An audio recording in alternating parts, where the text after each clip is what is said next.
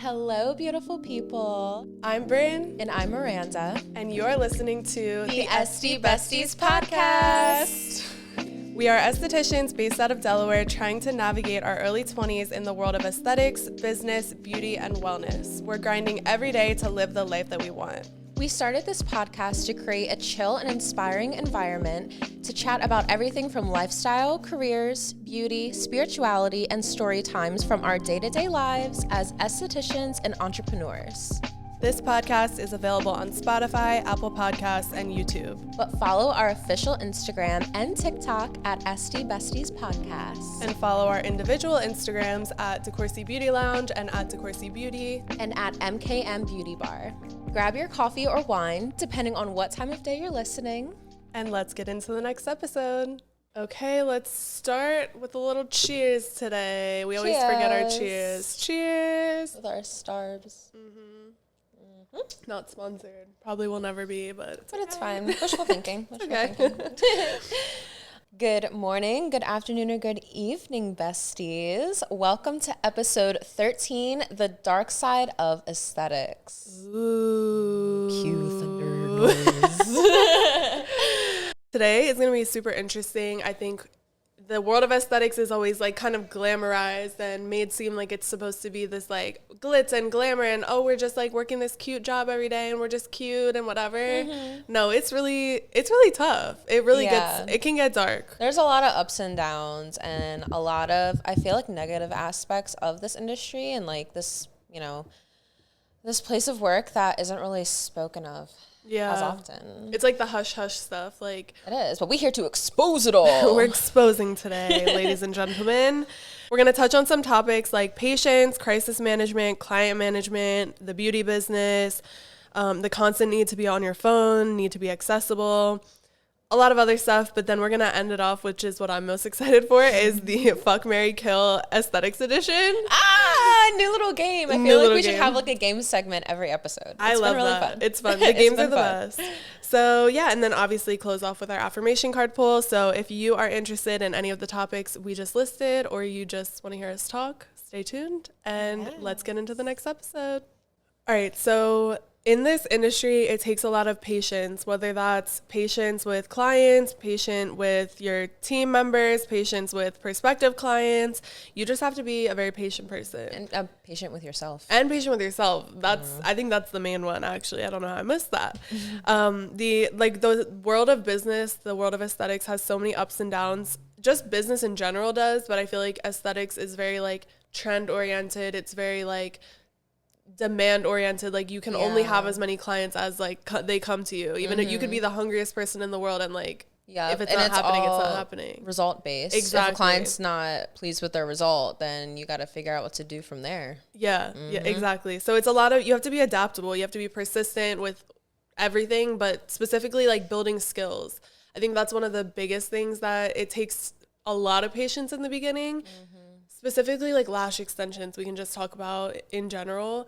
Think about how hard it was when we first started to do lash extensions. It would take us like 4 hours to do a full set, and you're only getting 60% of the lashes actually attached. No, literally. Then they would only last a week because your retention was really bad because we weren't good at the application method and knowing how to keep good retention.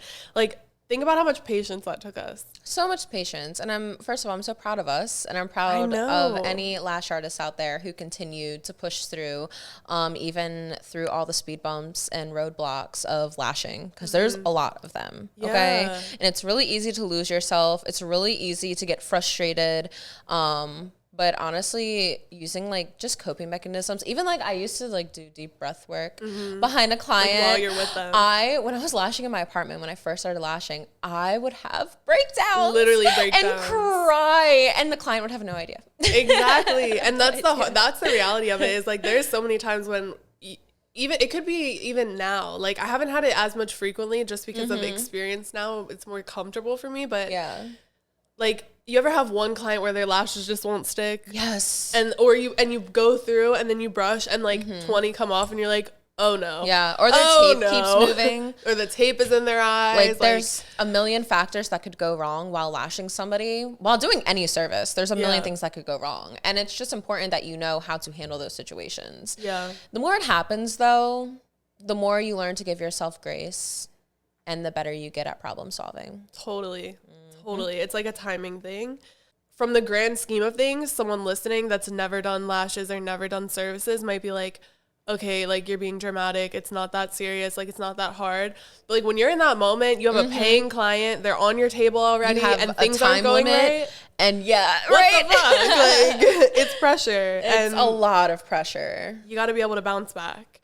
Absolutely. And I think all of that all comes back to confidence building your confidence, practicing. They don't say practice makes perfect for no reason. Just being patient with yourself, and you're gonna feel like you want to give up. That's an inevitable. You're going to feel like many times in an esthetician business that you want to give up.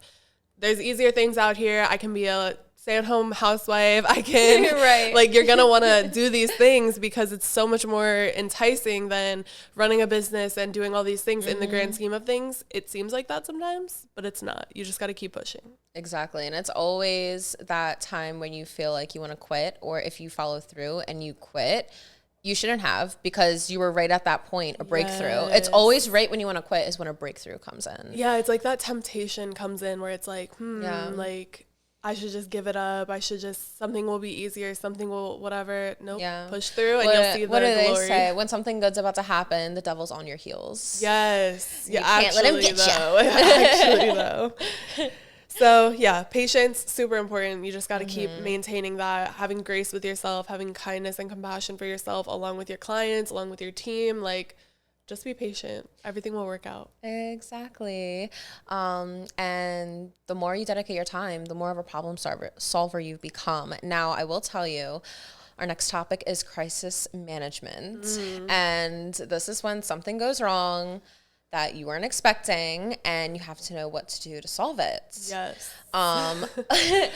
So some of like the major things, like I see a lot of TikToks of lashes in particular, like getting lash glue on somebody's eyelid, or like, God forbid, in their eye. Ooh. I can't even imagine that happening, but I know it's happened. I'm like, how does that even happen? Whether it falls from your glue ring, or like people make the mistake of shaking like the glue bottle over the client's face. Ooh, and then some mishap can happen. I've done it in hair one time. I've done it. I've like accidentally dropped on like somebody's like edges. Yeah. I was like, oh no. But that's what glue, remover is for. It's fine.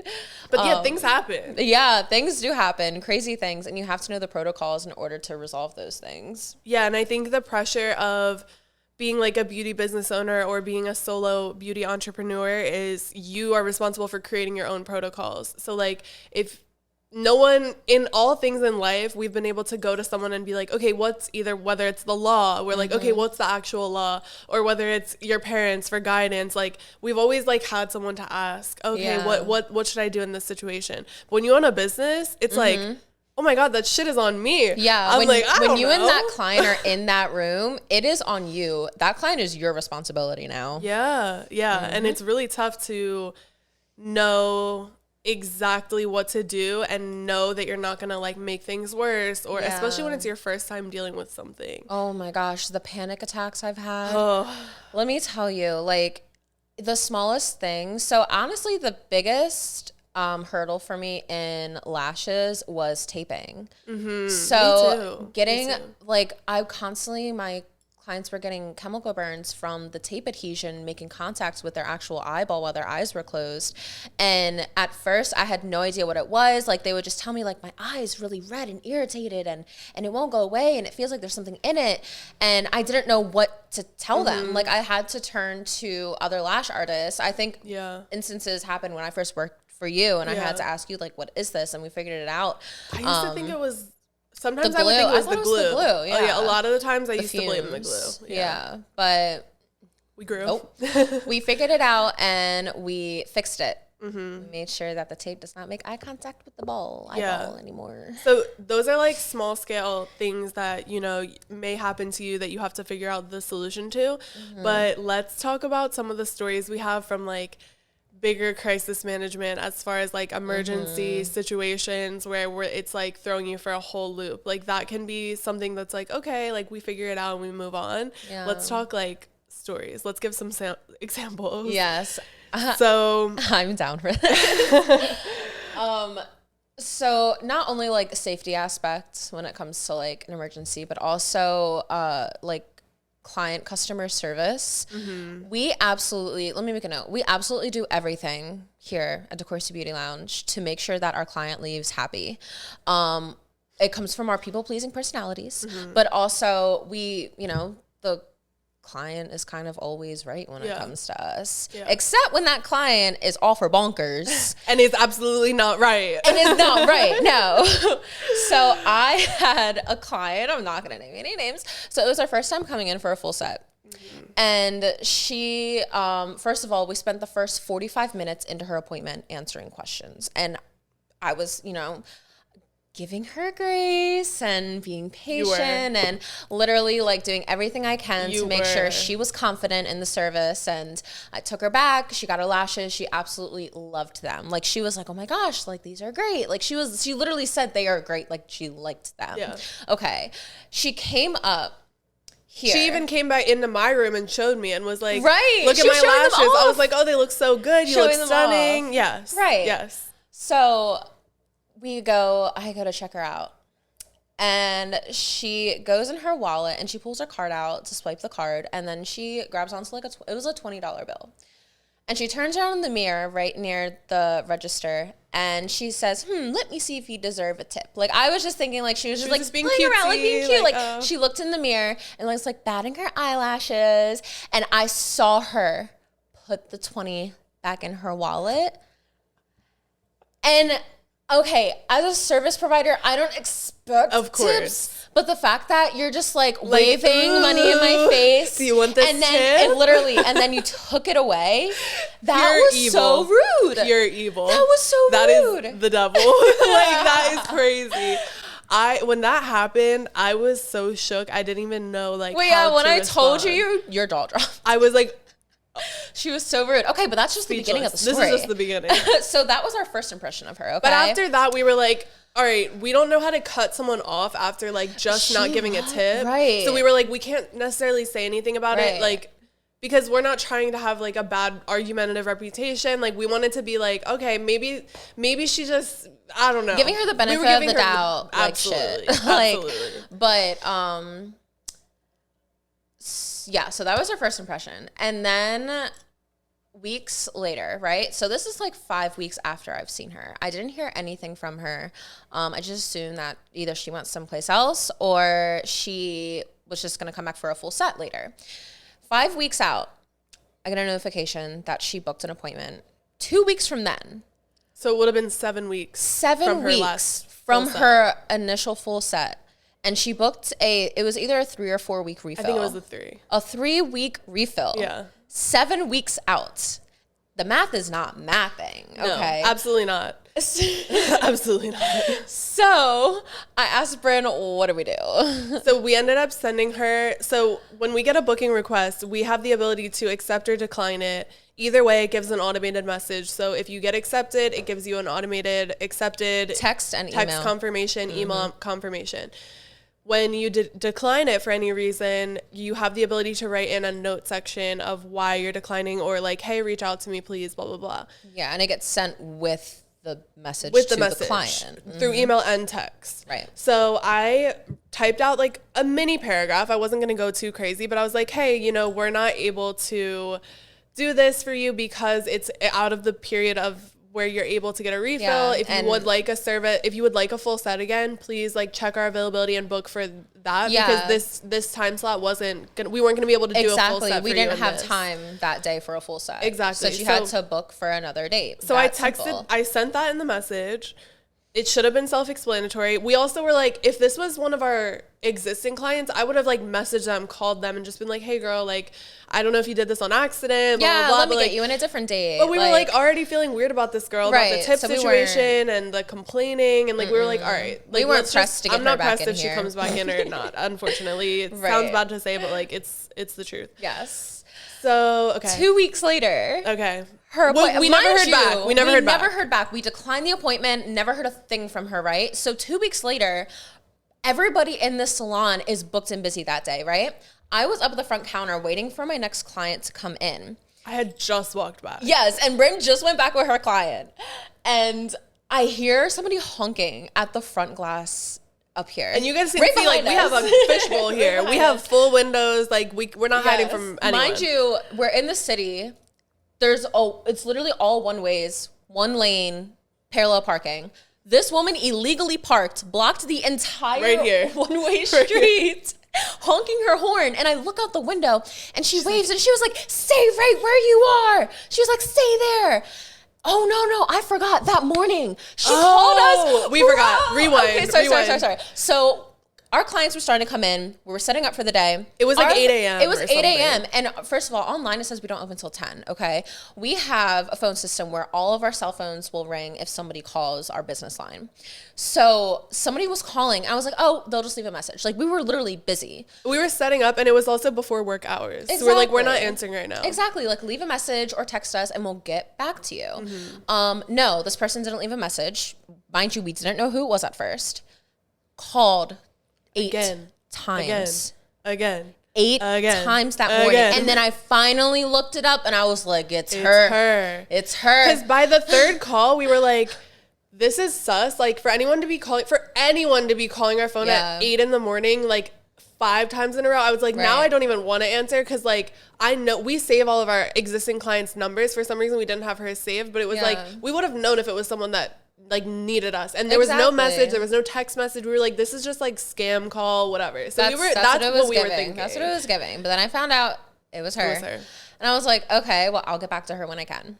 What happens? 20 minutes later, this bitch pulled up, illegally parked, honking her horn, trying to get my attention to the front desk. And I was like, I ran back to Bryn's room and I was like, you're not going to believe who just pulled up on us, bro. And I was like, she was like, what do I do? And at first I forgot that it was that day that she tried to make her appointment for. And I figured it out later. So I opened the door and I let her in and she was like, I have an appointment this morning and nobody was answering their phones. No, remember she said, what are your phones broken or something? Yeah. No, we just weren't open yet. We weren't, right. Oh, and then you were like, oh, well, we're with clients. And she said, it doesn't look like you're with a client or something like that. Literally, like she was getting so She smart. was getting like snappy. So as soon as Miranda ran back to me, from my point of view, as soon as she ran back and I was with the client, I was shaking and sweating in my boots. Like, I was literally like freaking out. I was like, oh my God, I thought she was coming to fight us, to be honest. Yeah. I dead ass felt when you came back and said she's here and she pulled up, because I didn't know I didn't process it either that our appointment was for that day. Yeah. I was like, oh my God, she's literally coming to fight us. Yeah, and I was like, we don't fight, honey. She came in just so aggressively. So aggressive. And so I came back out because Bryn was literally lashing a client. I came back out. Barely. But I was shaking. I know. So I tried to handle it myself and I tried to explain to her. She was like, I have an appointment for today. And I was like, okay, well, let's look on the schedule. You are not on the schedule. And she was like, well, I made it. And I was like, oh, let's look at the notification to confirm your appointment. Let's see what it says. Go get your phone. Go get your phone. Let me see the proof. Give me your phone. We have the receipts, okay? We have the receipts. So she brings out her phone. The text isn't there, assuming she deleted it. She went in her emails. Oh, what's that? It's an email from DeCourcy Beauty Lounge saying that your appointment was declined. Oh, it all makes sense now. And she was like, well, why was it declined? And so I had to explain to her, you know, you booked for a 3-week refill and it was 7 weeks past. So there was a message. I pointed out to her. She was like, oh, well, I didn't see it. I was like, okay. And she was like, well, can you take me in today? No. And I can't remember what initiated me to go back and get you. She asked. Oh yeah, I she think asked for like the owner. She was like, she can I come speak out to or like the boss or something? whatever? Yeah. So I said, okay, stay right here. I walked back to Bryn's room, and this woman followed me all the way to the back of the salon to Bryn's room when she was with a client.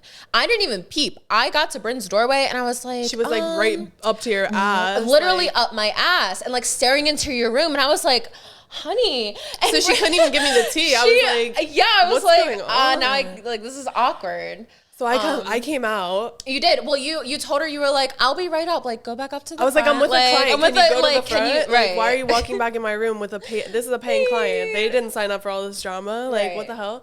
So I think I came up. I told her the whole spiel that you already told her. And then we were like, she was like, well, I need to get an appointment today. And I was like, well, we don't have anything today. That's the reason we didn't accept your full set, was because we didn't have availability for a full set. And long story short, we ended up trying to just get her out the door. She was kind of fine when she left. Like, we ended up de-escalating it a bit, where she because wasn't, we recommended her. Hold on. We gave them the recommendation for some local businesses in the area, and we were like, why don't you try this? These? Because she needed it done ASAP. Yeah, basically. So, and that was that. And then she was like, she ended up texting us and saying thank you and stuff. Like, like, it was super weird. It made no sense. It was a super weird experience, but because we, in the text message after that, we kind of like broke up with her. We were like, I don't think we can satisfy you. That was the first. That was not our why. first client that we had to like literally say, don't come back. Formally break up with. Yeah.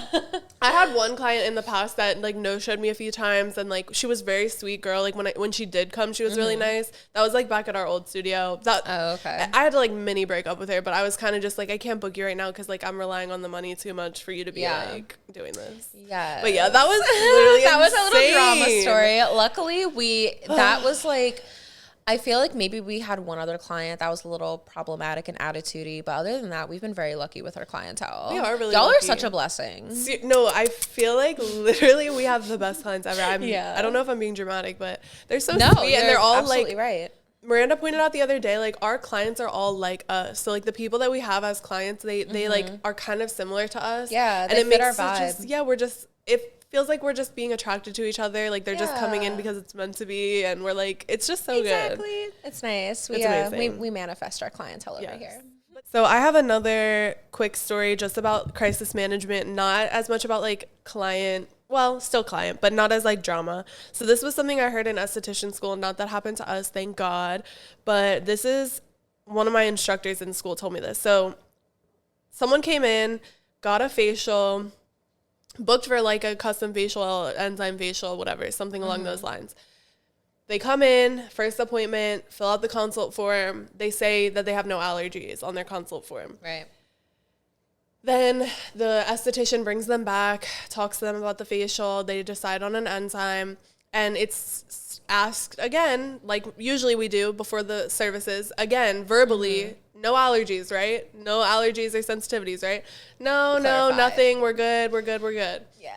They do the facial. They get to the enzyme. She puts the enzyme on, and within 5 seconds, she said this girl's face was burning. Like she was screaming. Like she was burning. Oh my God. Like it was like chemical painful. burn, like bad. So she instantly removes it all, and she puts like a colloidal oatmeal mask on her right away. Like she like did the protocol. Right. And the girl, as soon as it starts burning, she's like, "Is there pumpkin in this mask?" She was like, "Yes, it's a pumpkin enzyme.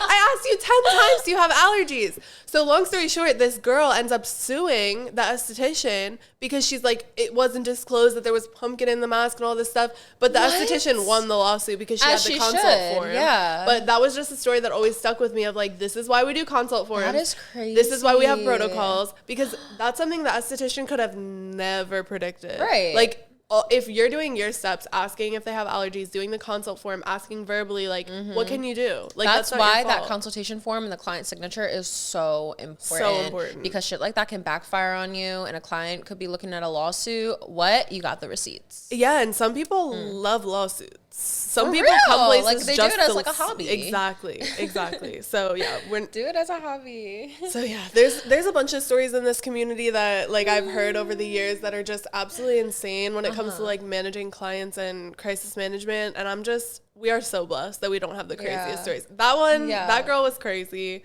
but it was like almost like funny now. Like now it's funny to like talk about. Yeah, it's a funny experience. Oh, a little more sprinkle of drama. So we occasionally also have our lovely, beautiful lash clients come in here and their phone blows up during their appointment. And most of the time they ignore it. Yeah. But then they answer, they're like, oh, who's calling me? I'm like, oh, it's hubby heart emoji. It's always like hubby with like the LinkedIn emoji. Yes. Like I'm like screaming. And so they answer it, and it's literally their husband, like not playing their 21, husband, their man, their boyfriend, their side thing, like whatever, calling and playing 24 questions with them because they think that they're out doing no good. But honey, she's here at her lash fill. I don't know where that started from, the whole discourse around like people thinking that they're cheating when they get their lashes done. I'm like, you can see their lashes are done afterwards. Right. Like, what do you think? It's proof. Yes. Like, I don't crazy. get that. But all the time, I'm sure anyone, any service provider listening to this, any lash girl, esthetician, whatever, it can relate to this. Yeah. I've heard some crazy stuff on the phone. Like we have jail calls. We have it all, baby. We hear it all. We get all the tea. We've even had people's boyfriends pull up outside trying to outside of our literally salon. standing right there yelling at them, trying to catch them that they weren't coming to the appointment. Right. Men are crazy. It is crazy. Now, if you're using your lashes as an excuse to a little thing on the side, that's none of our business. None of my business, but don't expect me to back but exactly. Don't say you're here, okay? Because we don't need your man pulling up We here. do not need your man pulling up on us. We don't need the drama. No, thank you. No, thank you. Keep me out of it. Okay, moving on. That was fun. All right, next we'll talk a little bit about like just the beauty business in general, running a beauty business, the dark sides of that, and like the kind of more negative stuff that comes along with it. So I think like many spaces in the world right now, there is a lot of saturation in like the beauty industry. I think because of the accessibility to it, it's an 8-month program. You can get in and out. You can do night classes. Like it's just widely popular. I think also the turnaround time of like cost per service is really high. All of that. Yeah. It's very saturated. Not only just for aesthetics though, lash artists. Because very it's much. Still in Delaware, like they just regulated lashes. It's where not like you enforced. have to have a license, right? It's not enforced at all. There are so many women out here doing lash extensions who aren't licensed, and that's becoming so saturated. Like because people see it as like, oh, this is like money, but it's always those lash artists that don't last and make a career out of it. Exactly, which I get. For the money, it is good money. It is, to be honest. It's great money. Not gonna lie, yeah, but. You have like think about all the stuff we do that makes our business consistent. Yeah. People don't think about like the consistency aspect of it, of like the effort that you have to put in every single day of your life, even when you're off of work, you're still thinking about it, you're still doing it. Like people think, oh, I can just do lashes, leave, go, be cute and whatever. There's a million aspects to it. Marketing, advertising, continuing education, the safety and health aspects, having your certifications and licensures, like there's a lot that now I'm so happy more clients are actually doing their due diligence and like research before they go get their lashes done. Oh yeah, which is so good. Yeah. So good. Avoid the catastrophes because there's a lot out there. Yeah, exactly. Like with the saturation of so many people, it makes it harder for people to stand out. But I feel like it's kind of like a wealth gap situation where it's like the newbies are kind of struggling. And then there's like a huge gap of the in-between of like people that are growing and like will be successful, but like they're in the growth phase. And then like the people that are in the successful beauty businesses like right now, they're thriving because it's like you've crossed that gap. It's like a big gap in between. Yeah. Definitely has to do with the timeline of when you started doing lashes and like the opportunities you took. Oh, totally. Because it was literally, I feel like during the pandemic, I'm saying this mostly because it was me. I'm talking about me. Your experience. Yes. Yeah. During the pandemic, a lot of people started getting into lashes, whether they were getting them or doing them. It was a huge boom. It was. The pandemic. I think because people were home too. Like people were like, oh, what can I do out of my house? To do. Like, yeah. And like aesthetic school and cosmetic schools opened up pretty relatively early during the pandemic. They weren't shut down for a long period of time. So true. Yeah. So yeah, I feel like the top businesses are thriving, but realistically, the solo entrepreneurs, they're not like rich right now. They're not at that point where they're like building houses, buying cars. Like it's tough to cross that gap. It is. But once you do, it's only up from there. Exactly. It's like self-running. Yeah. So also people don't think about like the return from your overhead. So like a lot of people that are just starting, their overhead is super low because they're either in their house or they're renting a booth. And disposables are really cheap. Yeah, just like the cost of lashing is really not that high. It's more like your time is high with lashing. But you do get a high return if your overhead is low. But then when you go to the growth of like opening a studio and like building a team and all that stuff, the expenses are super high. Mm-hmm. So for example, I'm helping a friend of mine like design her new beauty space right now. And she gave me an initial budget, which was like in my head, I was like, oh, that's a good budget. Like that's a good number. Yeah, it's doable. It's doable. As I went to like break down the cost of like the furniture in the rooms, at the bare minimum, just bed, chair, shelf, sink. Mm-hmm. And then we get to the front area, you know, bench, coffee table, area rug, decor.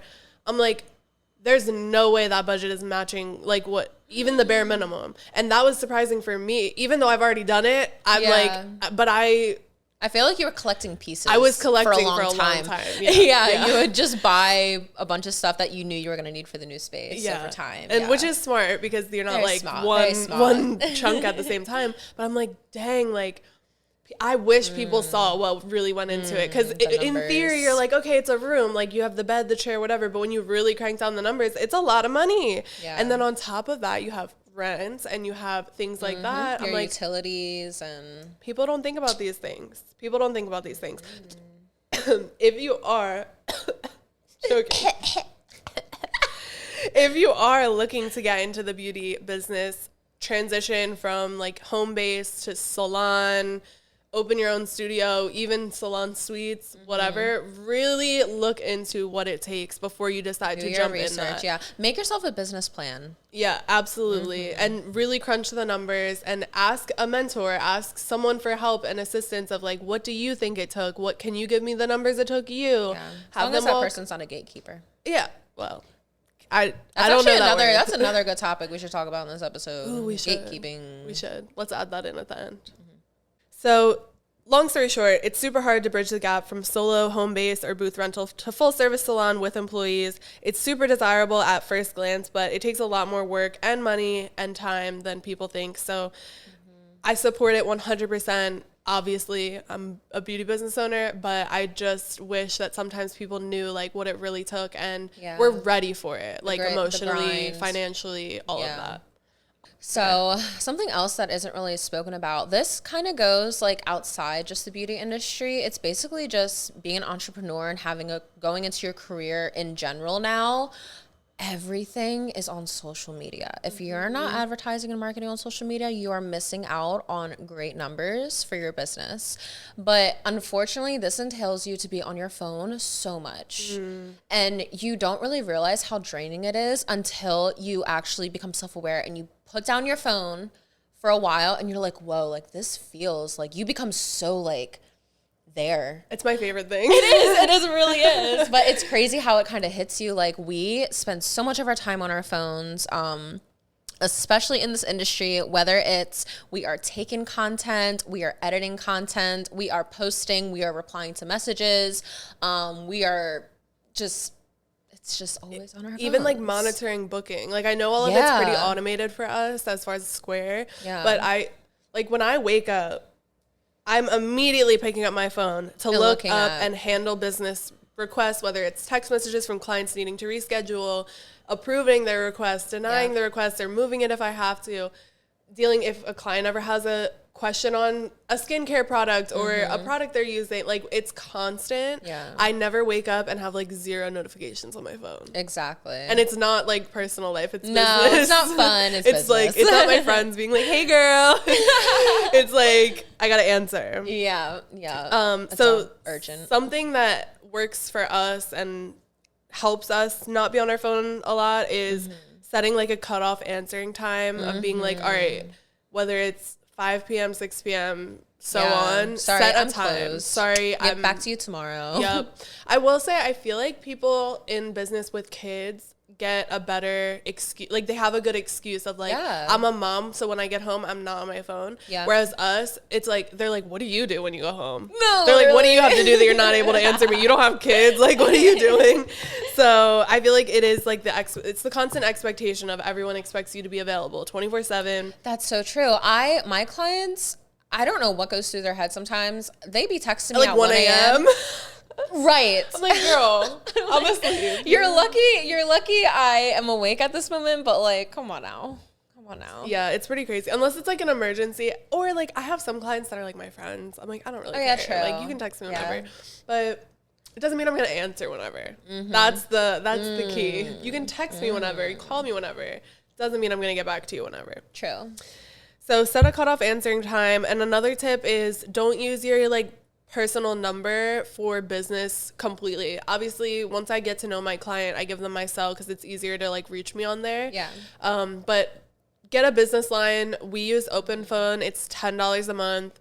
It's an app that you can download. Multiple people on your team can download it, have the same number, same access to it. It's so convenient. And you can put it on Do Not Disturb. Yes, and you can set hours. So nice. So you can set cutoff hours where like 6 p.m. comes around, the messages automatically go to voicemail. And, So use something like that. Don't use your personal number. It just gets congested and you're going to slap yourself one day for doing that. Yeah, I will say, like, obviously doing everything on our phones is convenient. It can just become like a hindrance though, because people expect us to be available 24/7. Exactly. So there's certain things, this is going to tie us into the next topic too. There's certain things and expectations of people that like sometimes we don't always align with. For example, being on my phone is like disaligned with like who I am genuinely. I'm like, if it were up to me, I wouldn't have social media. I wouldn't be on my phone. I would have a flip phone and I would just be untouchable. That's my perfect world. A little slider. A sidekick. That is my perfect world.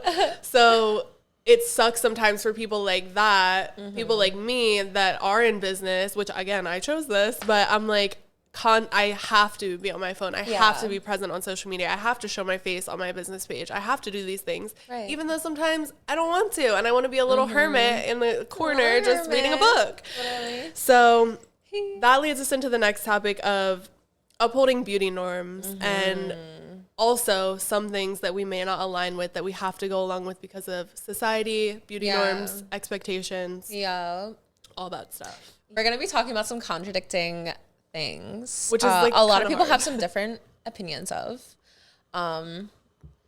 But one thing is the fact that the beauty community is filled with a lot of societal beauty norms that we all might not always agree with when it comes to trends, when it comes to new services, when it comes to like how full your lashes have to be, how glowy your skin has to be, you know? And I feel like me personally, I had a little bit of like a self-conflict when it comes to persuading a client to get like an additional service. So like, you do not need lash extensions. You do not need to have your brows done every 2 weeks. It's a luxury. I like to say that we enhance your natural beauty. We're not makeup artists, right? No. We don't use coverage. We don't hide your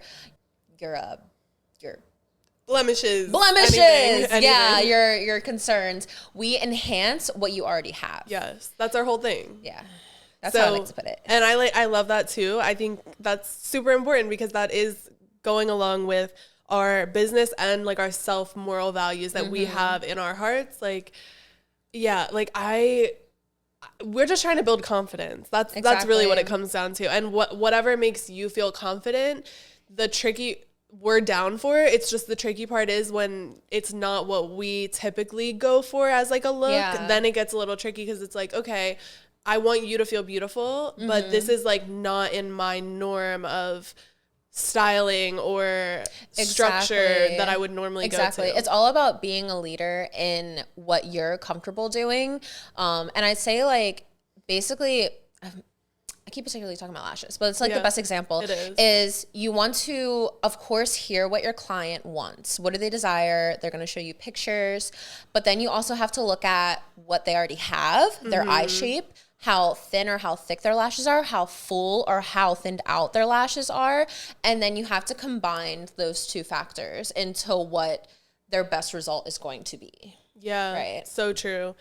And because we have to be leaders in the kind of forefront of that bridge of like creating the beauty in a way. Yeah. It can feel weird sometimes to be like selling beauty. Like I'm selling to you like you can be beautiful when you come in here, and like exactly, like it feels you're gonna leave weird even more beautiful than you came. But I love it because like do too. It gives them confidence. It's so nice to see that they're leaving with confidence, and I do think they look beautiful. I think they look beautiful when they came in, and I think they look even more beautiful now that they're leaving. But in theory, when you existentially, it feels a little weird to be like, my job is like selling people to be pretty. Like I'm like, oh, I can make you pretty. Like it just can feel weird sometimes if you really think about it too hard. 100% agree. But what is beauty? Right. Like what is beauty? What is beautiful? It's and that's where the societal norms come in. Yeah. Right. It's all about. I was on TikTok 2 days ago, and they were talking about, like, there was this girl who just moved to France, and she was basically doing a makeup tutorial of how she would do her makeup when she lived here in Los Angeles and how she does her makeup in France now. So like in France, it's more natural. Like you don't see girls with volume lashes. No, it's in like France. The basic, it's very basic, natural. Here, girls, some girls be wearing like 25 millimeter lashes. It's giving caterpillar, 100%. It's giving they're gonna fly away at any moment. They're gonna fly away to France. Exactly. So it's all about how you define beauty. Yeah. And so how do we define beauty? I think to me, beauty is like confidence, radiance, knowing yourself, being kind and compassionate, health. Like health is beauty to me. 100%. It's totally different to me, but obviously we have to all, at the same time recognize that there is a superficial ideation of what beautiful is. And we do have to, although we don't 100% want to align with it, we do have to back it up to a certain extent to be in the careers that we're in. Yeah. Do you get what I'm saying? We have to kind of suck it up. Yeah, we kind of have to deal with it. Like it is, as much as I want everyone to feel beautiful, whether they have lashes, no lashes, facial, no facial, brows, no brows, like it is a superficial standard that we kind of, it's reality. We just have to follow it. It's literally how we make money. It's how we live. Exactly. And it's also, we're also part of it. We're also part of like we get these services. Like we get our lashes and we get we facials. Are the clients. We are the clients. So it's not like we're just like selling it to you and we don't do it. It's like we're selling it to you, but we also are guilty. And we love it. So we want to share what we love with you. Exactly. So double-edged sword. But back to the question of what is beautiful. If one day people decided randomly wrinkles and fine lines and dry skin is beautiful, and that was the superficial norm. Like that was the norm, which it could be. Like it's just up to society to decide. Yeah.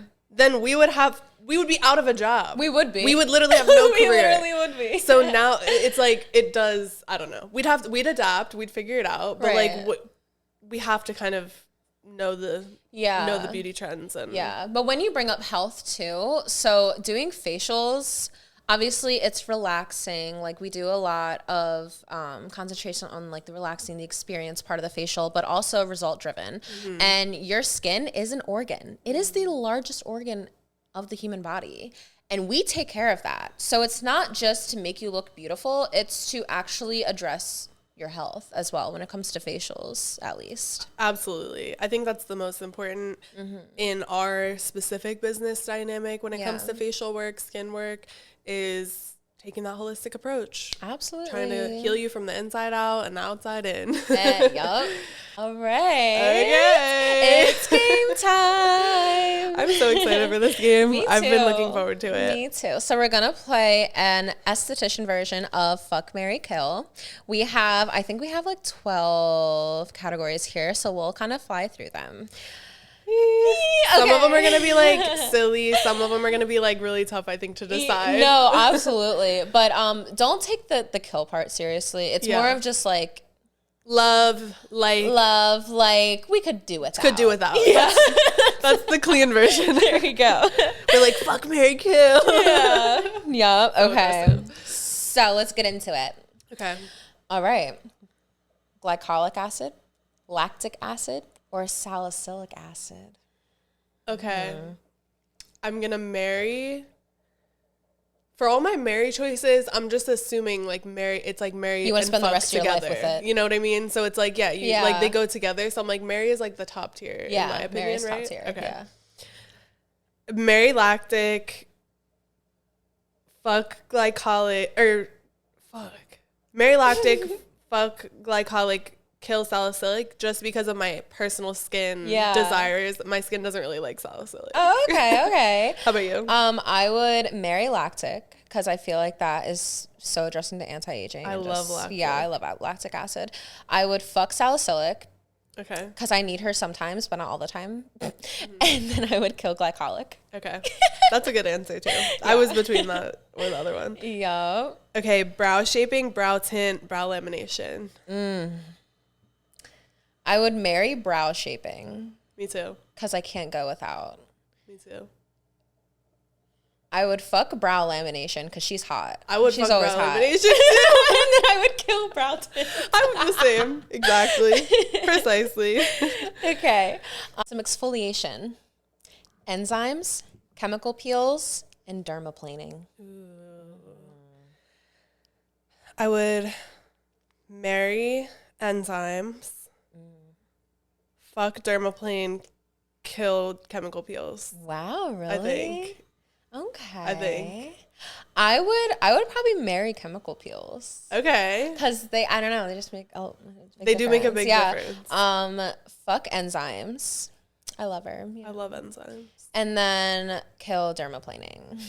I feel like Which is like hard for me to say because I love dermaplaning. I know I could pick that too.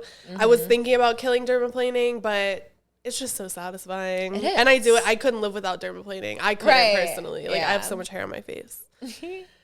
Okay, lash lift and tint, extensions, mascara. I feel like this is really easy. I would marry extensions. I would fuck a lash lift and tint because she's like a once in a while thing. Extensions are forever. And then I would kill mascara because just fuck mascara. Exactly. Precisely. Okay. Ooh, this. I like this one. Yes. Okay. So, an oil cleanser, a cleansing balm, or makeup removing wipes. Okay. Easy for me. I think we have the same. Marry oil cleanser, fuck cleansing balm, kill makeup wipes. 100%. Let's just abolish them in them. The trash. We're abolishing them right Literally, now. go extinct. You're done. You're done. Exactly. Ooh, this next one is good. Classic, hybrid, or volume? I would marry hybrid because she's so versatile. Fuck volume and kill classic. Ooh, okay. Yeah. I would actually marry classic. Okay. Fuck hybrid. Kill volume. Oh. But that's on brand with both of our styles. Yeah, that's true. very on that's brand. Valid. It's okay. That's valid. All right. Agree to disagree. Yeah, right. Hot towel, steam, or nanomister? Marry steam. Okay. Fuck a hot towel. That sounds so weird. Fuck hot towel. Kill nanomister, unfortunately. Okay, I would marry a hot towel. Okay. Fuck the steamer and kill the nanomister. Okay. This is like if we just had a clip of us just saying these words. Marry, kill. Oh my god, that's so funny. Okay. Oh, this is a good one too. Face massage, scalp massage, shoulder massage. Okay, I would. Oh, this is hard. It is hard. I would marry. Oh, this is so hard. This is really hard. Okay, I would marry a face massage as long as it's done right. Fuck the shoulder massage and then kill the scalp massage. Really? Yeah. Okay, that's hard. All right. Marry the face massage. Fuck the scalp massage. Kill the shoulder massage. I don't know though. That's so hard. Whatever. Move on because that's too hard. That's too hard. All right. Okay. Guasa, cupping, acupressure wand. Okay. These are all tools used in a facial, by the way. Okay. Ooh. I think I'd actually marry cupping, fuck the acupressure wand, and kill the guasa because only because I like doing, like, I'm more going from like what I like doing the most. Like, I love cupping on people's faces, and I love the acupressure because people get the tingles. Got it. So, like, I don't know. How about you? Okay, that makes sense. I would marry the guasa. Yeah, I don't, because I've been using it in almost every one of my facials. Like, I love it, and I use it on myself. I don't want to kill her, but I know. Fuck the acupressure wands because the tingles, and then kill cupping. Unfortunately, even though I like doing cupping. That's okay. Glam Core light, Cosmo Glow light, or traditional ring light. That's such a good one. Oh, that is a good one. Ooh. Okay, I would probably marry Glam Core because she's versatile. Fuck the ring light and kill the Cosmo Glow light. Okay. I would actually marry Cosmo Glow, fuck Glam Core, kill ring light. But you always use a ring light. Yeah. So I would have guessed you love a good ring light. Yeah. Last one we have Live Bay Lash Supplies, Lashbox LA Supplies, DBL Pro Lash Supplies. I would marry DBL Pro Lash Supplies because duh. I would fuck Live Bay Lash Supplies and kill Lashbox LA. Ooh, okay. I would obviously marry DB Pro Lash Supplies, fuck Lashbox, actually, and kill Live Bay. The switch up. Only because Lashbox is a little more upscale, and I like their packaging a lot. Cute. Okay, that was so fun. That was a really fun game. I love that. I hope you Thanks guys for joining, guys. I hope you guys played with us too in your heads. Yeah, seriously.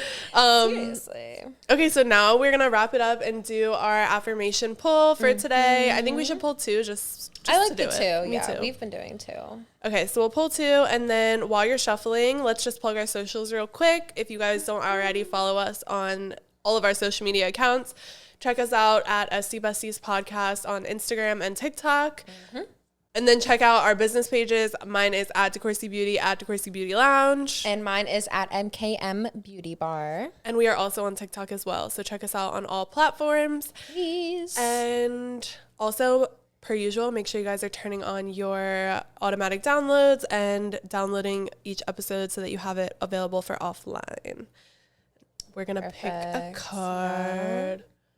I will pick one first.